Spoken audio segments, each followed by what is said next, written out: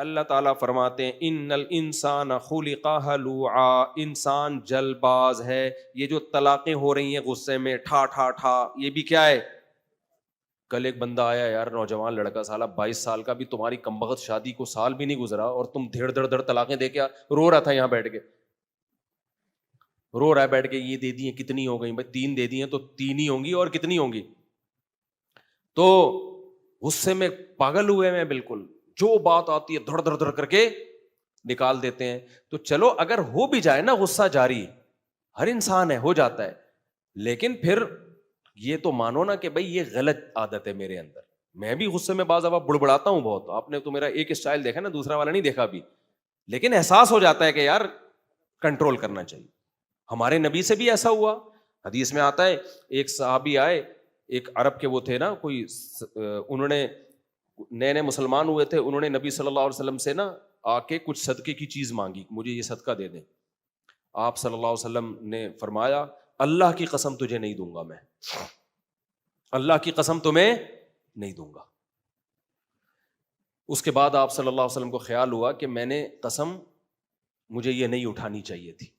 دیکھو ہمارے نبی کی سیرت میں سب کچھ ملے گا، تاکہ اگر ہم کبھی ایسی قسم اٹھا لیں جو مناسب نہیں تھی، ہمیں بعد میں خیال آئے کہ یار ٹھیک نہیں ہے، تو اس کی بھی مثال ہمیں نبی کی سیرت میں ملے کہ یار نبی نے بھی ایک دفعہ قسم اٹھا لی تھی، اللہ کی قسم تجھے 1 درہم بھی نہیں دوں گا.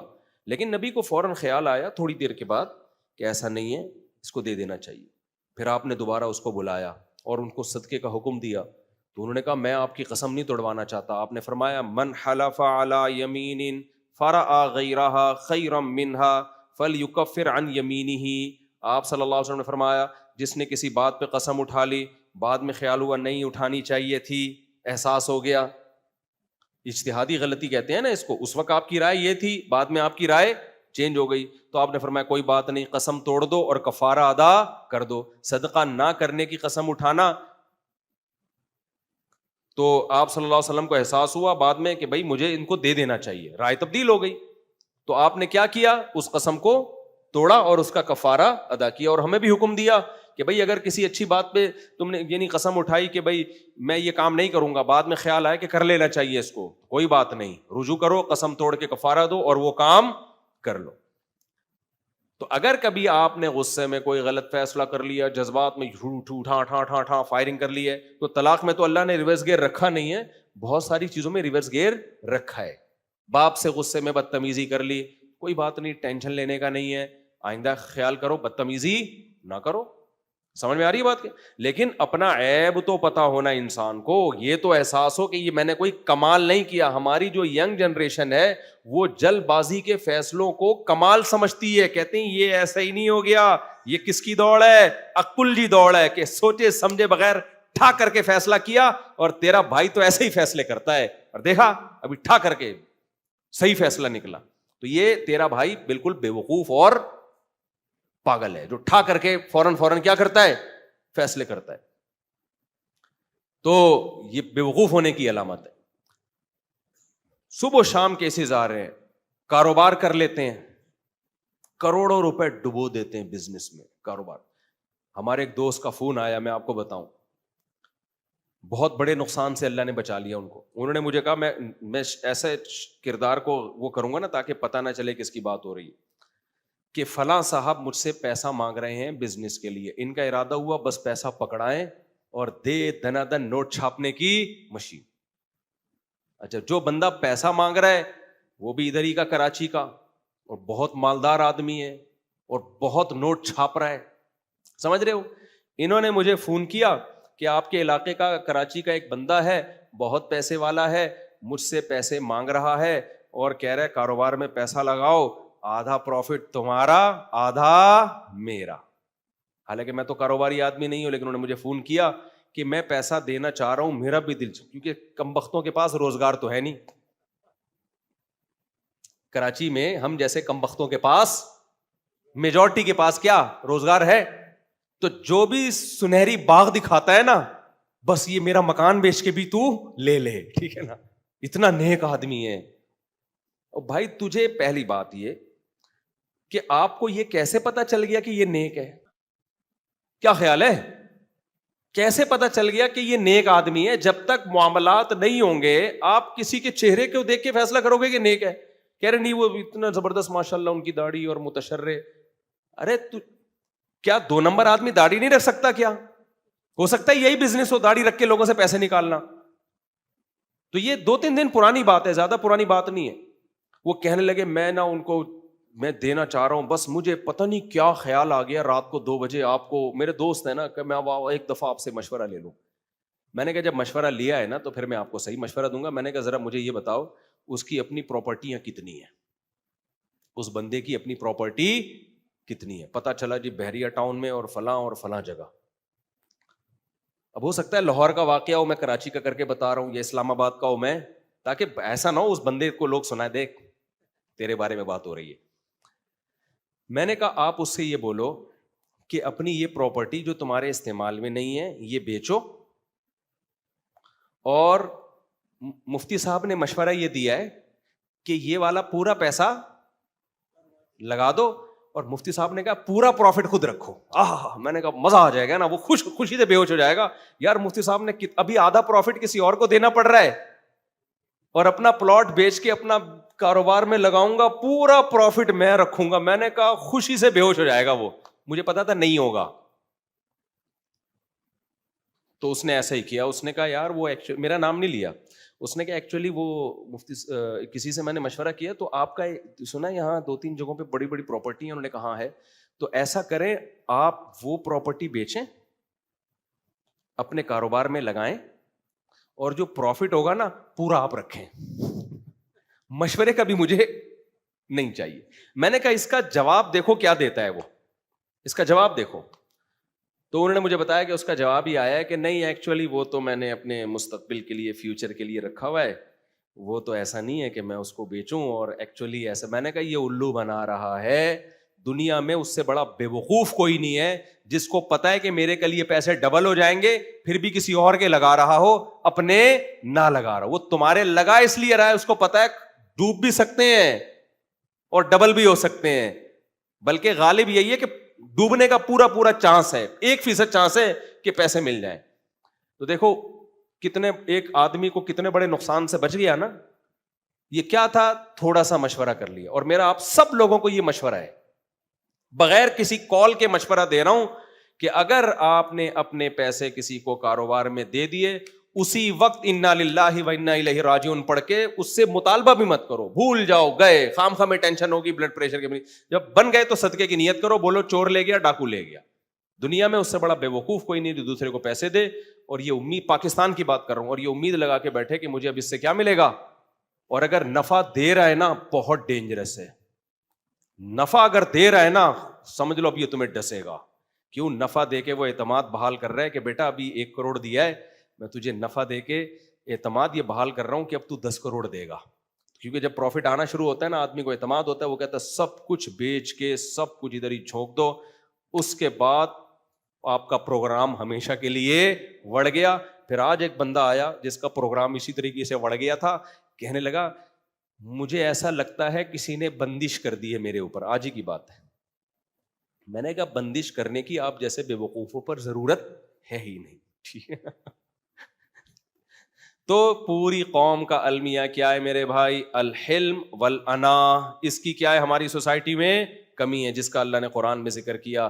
ان الانسان خلقا ہلوا. انسان جلد باز ہے، تو غصے میں فیصلے مت کیا کرو. اچھا خوشی میں لوگوں سے بڑے بڑے وعدے بھی مت کر لیا کرو. میں بھی بھگتا ہوا ہوں بہت دفعہ کسی سے نا، مجھے ترس آیا کسی کے اوپر، یار اتنے پیسے میری طرف سے، بعد میں وہ تو بھی ٹھیک ہو گیا، اب ہمیں ترس بھی آنا ختم ہو گیا، اس کے حالات بھی اچھے ہو گئے. بھگت آدمی کہتا ہے اب وہ کہہ رہے دو، تم نے بولا تھا. تو بھائی ایک دم 2-3 آنسو دیکھ کے ایک دم ڈھیلے بولو نہ ہوا. جب کوئی رو رہا ہوتا ہے نا، غم میں ہوتا ہے آدمی، ایک دم جذباتی ہو جاتا ہے اور بڑے بڑے وعدے کر لیتا ہے.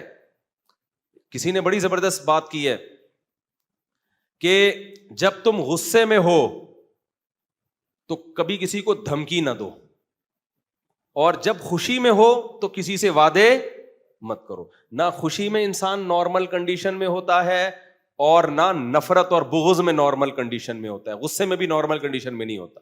نارمل جب ہوگے تو اس وقت دیکھو کہ کس کو کیا دینا ہے, کس سے کیا میں نے وعدہ کرنا ہے. گرل فرینڈ کے ساتھ دیکھو نا, کیونکہ شروع میں بڑے جذبات ہوتے ہیں تو کیسے بڑے بڑے وعدے کر لیتے ہیں لوگ. ایک آدمی کو کسی لڑکی سے عشق ہو گیا تھا, بڑے تاجر ہیں, میرے پاس آئے کہ میری یہاں شادی ہو رہی ہے, تو انہوں نے مجھے کہا ہے کہ 3 کروڑ کا پلاٹ میرے نام کر دیں نکاح نامے میں. نکاح بھی میں ہی پڑھا رہا تھا. میں نے اس بندے کو سمجھایا, میں نے کہا کیا ہیرے جواہرات جڑے ہوئے ہیں اس تیری اس محبوبہ میں, 3 کروڑ کا پلاٹ تو اس کو دے رہا ہے, تمہارے کوئی رشتہ دار بھی نہیں ہے. یہ کہہ رہے نہیں میری فیس بک پہ دوستی ہوئی ہے, لڑکی بالکل ٹھیک لگ رہی ہے مجھے. فیس بک پہ تو جج کیسے کر رہا ہے کہ ٹھیک ہے یار. مجھے انہوں نے جہاز کا ٹکٹ دیا, بہت قریبی دوست, کہ آپ میرا نکاح پڑھائیں گے. نکاح مجھے کیا پتا کس سے نکاح ہو رہا ہے, اب میرا دوست تھا. میں نے جب مہر دیکھا میں نے کہا کیا پاگل ہو رہا ہے, 3 کروڑ کے پلاٹ دے رہا ہے, اور بھی بہت کچھ دے رہا تھا وہ. میں نے کہا میرے بھائی ابھی تو عشق میں پاگل ہوا ہے, اتنے بڑے بڑے وعدے مت کرو.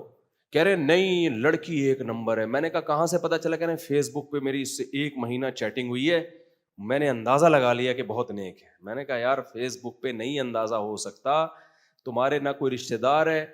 بہت سمجھایا اس بندے کو کہ یار اس کو بھی تو محبت ہے نا.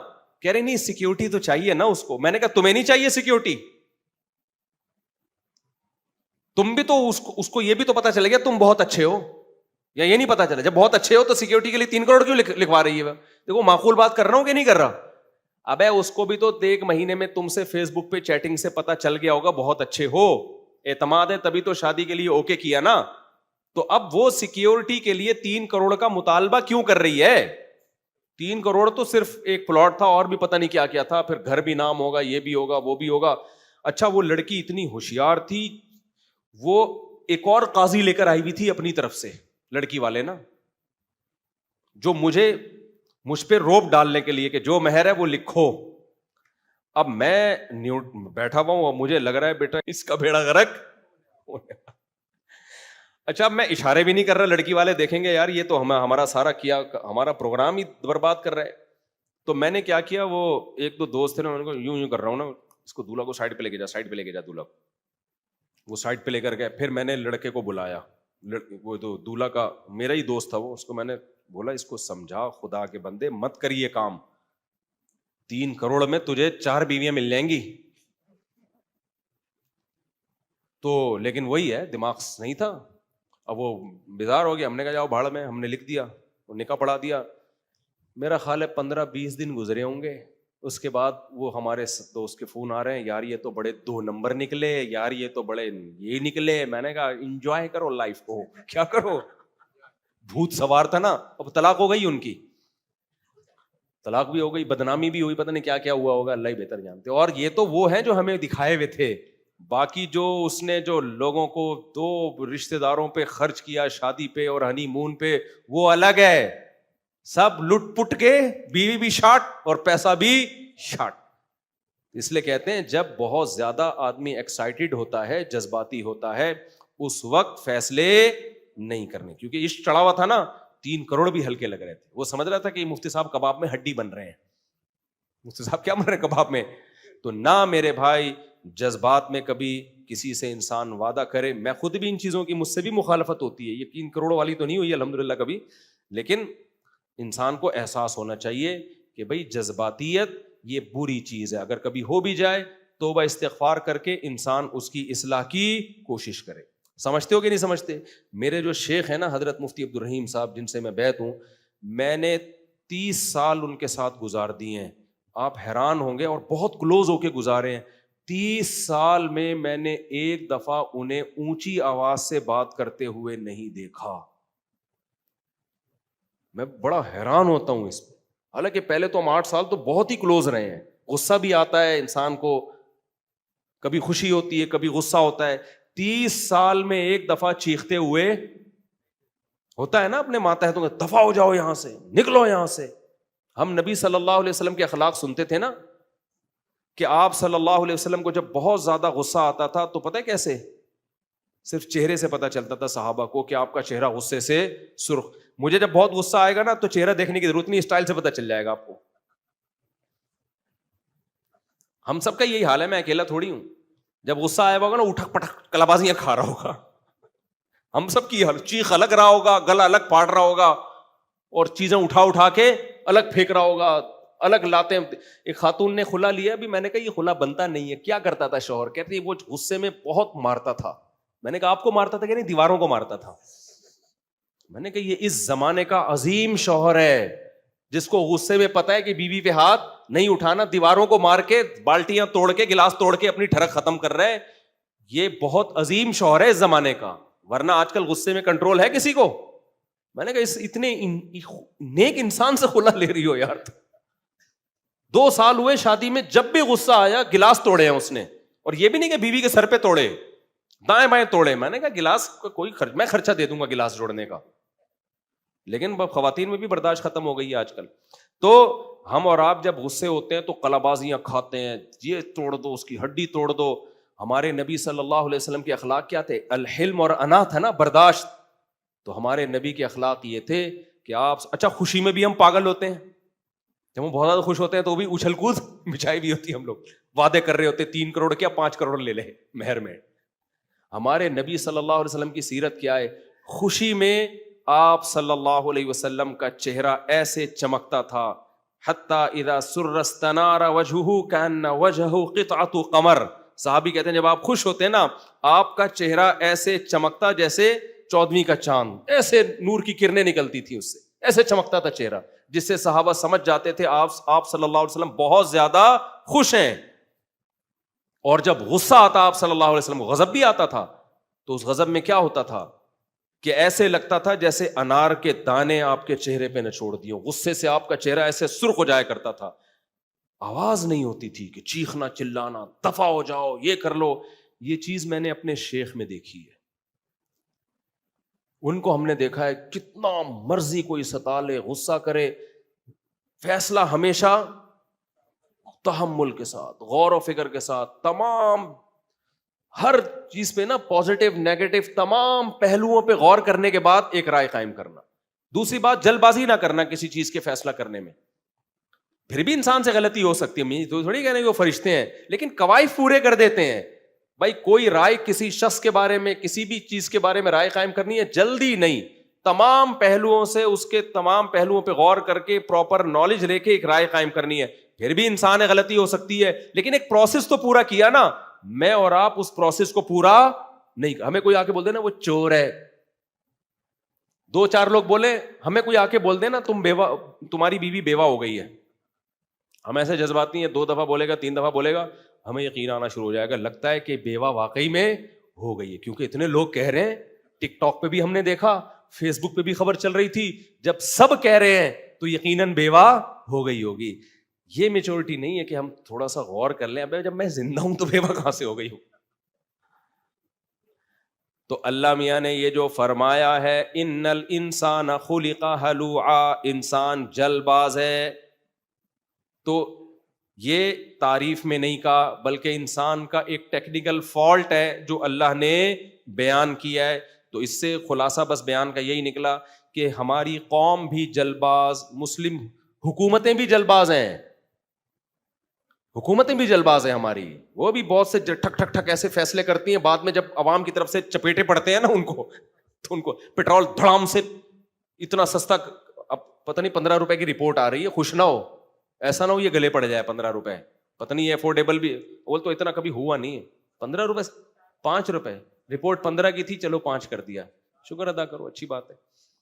تو بہت سارے فیصلے ہو رہے ہوتے ہیں, بھائی یہ کر دو وہ کر دو, اس کے بعد بھگت رہے ہوتے ہیں. تو حکومتیں بھی جلد باز ہیں اور قوم بھی کیا ہے, جلد باز. آخری بات بیان کر کے اپنی بات کو ختم کرتا ہوں. دیکھو دنیا میں کامیابی کے جو بھی اصول اختیار کرے گا, چاہے وہ کافر ہو یا مسلمان ہو, دنیا دار الاسباب ہے. جو کامیابی کے اصول اختیار کرے گا اللہ اسے دنیا میں کامیاب کریں گے. پھر اللہ یہ نہیں دیکھتے کہ یہ کافر یہ کام کر رہا ہے یا مسلمان یہ کام کر رہا ہے. سمجھتے ہو؟ مثال کے طور پر ایک کافر ہے, وہ ایکسرسائز کرتا ہے, کھانے پینے میں اس کی ایک تمیز سے زندگی گزارتا ہے, اس کی صحت اچھی ہو جائے گی. اور ایک مسلمان تہجد گزار, نمازی, پرہیزگار, صبح و شام میرے بیان سن کے پراٹھے پھوڑ رہا ہے اور حلوے مانڈے کھا رہا ہے اور پڑا رہتا ہے, بس نماز کے لیے اٹھ کے آئے گا, خشوع و خضوع سے نماز پڑھ کے دوبارہ وہیں مسجد میں لیٹ جائے گا, تھوڑے دن میں دھماکے سے پھٹ جائے گا. یہ کیا خیال ہے؟ ناکام ہو جائے گا یہ.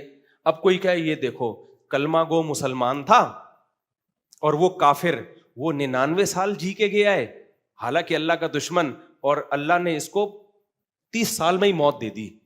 اس کا مطلب اللہ کو بھی مسلمانوں کا خیال نہیں ہے. تو یہ دلیل درست ہوگی؟ اللہ کہے گا بھائی دنیا دار الاسباب ہے، جو کامیابی کے اسباب اختیار کرے گا، چاہے مسلمان ہو چاہے کافر ہو، میں اسے دنیا میں کامیاب کروں گا. تو ناکامی کے اسباب ہیں جلد بازی، حلم اور انات کی کمی. یہ سبب مسلمان قوم میں آج کل بھرپور طریقے سے پائے جاتے ہیں. اسی وجہ سے ہم دنیا میں کیا ہیں بھائی؟ ناکام. اور جو یورپین کنٹریز ہیں، جو غیر مسلم کنٹریز ہیں، ان میں آپ کو میچورٹی ملے گی. وہ جب فیصلے کرتے ہیں تو جلد بازی میں نہیں کرتے، بہت ان کے مشورے ہوتے ہیں، کانفرنسز ہوتی ہیں، تمام پہلوؤں پہ، پازیٹیو نیگیٹو پہلوؤں پہ غور کر کے ایک قانون پاس کرتے ہیں وہ، جس کی وجہ سے اللہ نے دنیا میں ان کو کامیابی دی ہے. تو یہ جو اسلام نے ہمیں قرآن میں بتایا نا کہ جلد بازی نہیں ہونی چاہیے، یہ صرف آخرت کے لیے نہیں ہے، یہ ہماری دنیا کو بھی کامیاب کرانے کے لیے. اس لیے جب بھی کوئی پیسے مانگا کرے تو نہ پکڑا دیا کریں. کہیں فوراً کوئی لڑکی حسینہ نظر آ گئی، جلد بازی میں پیغام بھیج دیا. شادی ہوئی، اس نے طبیعت سے کیا لگائی. ایک حکیم صاحب کی 2 بیوی ہمارے جاننے والے ہیں، کسی کو پتہ نہیں چلے گا، پنجاب میں ہے. تو وہ اتنے ڈپریشن میں نا، اتنے ڈپریشن میں، ایک دن میں ان سے ملنے گیا تو اس میں بھی ہیں وہ، یعنی کوئی اسلامی تنظیم میں بھی ہیں. تو میں نے کہا آپ اتنے بیمار کیسے ہو گئے؟ انہوں نے کہا یار میں نے جب سے دوسری شادی کو بھی ان کے 20 سال ہو گئے، تو اس وقت سے میں ڈپریشن ہی جھیل رہا ہوں. میں نے کہا کیسے، کیا ہوا تھا؟ کہہ رہے ہیں یار چلتی ہوئی ایک سڑک پہ لڑکی جا رہی تھی خوبصورت، تو ہم بھی اس کے پیچھے نکل لیے. سلیکشن کا وے آف سلیکشن دیکھ رہے ہیں، بالکل یہی اسٹائل. اچھا جب پہلے میں ان سے ملا نا، وہ حکیم ایسے لال ٹماٹر، اور لوگ ان کی صحت پہ رش کرتے تھے کہ یار یہ حکیم کھاتا کیا ہے، یہ اتنا صحت مند آدمی تھا، وہ اتنے صحت مند آدمی. لوگ بولتے تھے یہ بندہ کھاتا کیا ہے یار. جب میں دوبارہ ملا تو میں نے کہا یار یہ تو پروگرام ہی بڑھ گیا ان کا. تو میں نے کہا ہوا کیا؟ کہہ رہے ہیں یار اصل میں وہ ایک لڑکی یہاں سے، ان کی کلینک کے قریب ہی سے نا، ایک ماں اپنی بیٹی کے ساتھ جا رہی تھی، بیٹی بڑی خوبصورت تھی. ہم بھی وہ کشتے مشتے تو کھا رہے ہوتے ہیں یہ لوگ، تو کنٹرول میں سب کچھ تھا نہیں، ٹھیک ہے نا. کہہ رہے ہم بھی یہیں پیچھے پیچھے نکل لیے، گھر تک پہنچ گئے ہم. کہہ رہے اتنا میں نے اصرار کیا اور اتنا پیچھے پڑا کہ بھائی اس لڑکی سے شادی ہو گئی. کہہ رہے وہ اتنی بد اخلاق، اتنی بدتمیز کہ اس نے میرا سر گنجا کر دیا. جب بات کرے گی ایسا لگتا ہے اٹھا کے کیا مار رہی ہے، پتھر مار رہی ہے. اب طلاق کا ان کی سوسائٹی میں رواج نہیں ہوگا، یا بچے ہو گئے ہوں گے مجبوراً رکھا ہوگا، تو وہ سارے کشتے اور معجونوں کا پروگرام برباد ہو گیا. تو یہ کیا ہے بھائی؟ جلد بازی. تم خالی منہ دیکھ کے کسی کے پیچھے تم جا رہے ہو، دیکھو تو صحیح ہے کیا کوئی خاندانی بھی ہے کہ نہیں. تو ہمارے ہر فیصلوں میں، تجزیوں میں جو برائی ہے وہ کیا ہے بھائی؟ جلد بازی کی ہے. اس لیے قرآن کے مطابق اس برائی کو اپنی سوسائٹی سے ہمیں نکالنا پڑے گا. تو اس سے ہماری زندگی کیا ہو جائے گی؟ اچھی. دیر سے فیصلہ کر لو لیکن درست فیصلہ ہو. وہ زیادہ سلیمان احمد صاحب ہیں نا ٹائم لینڈر والے، بڑی زبردست بات کرتے ہیں کہ پلاننگ کرنے میں آپ کئی گھنٹے لگا دو اور کام آدھے گھنٹے کا ہو. پلاننگ 1 گھنٹے کی ہو، کام کیا ہو آدھے گھنٹے کا ہو، اس میں کامیاب ہو جاؤ گے آپ. لیکن کام میں 2 گھنٹے لگا دیے، اس کی پلاننگ آدھا گھنٹے کی بھی نہیں تھی، تو 2 گھنٹے کی محنت بھی آپ کی برباد ہوگی، سمت ہی صحیح نہیں ہوگی آپ کی. پھر وہ مثال دیتے ہیں ٹائم لینڈر والے نا چیتے کی.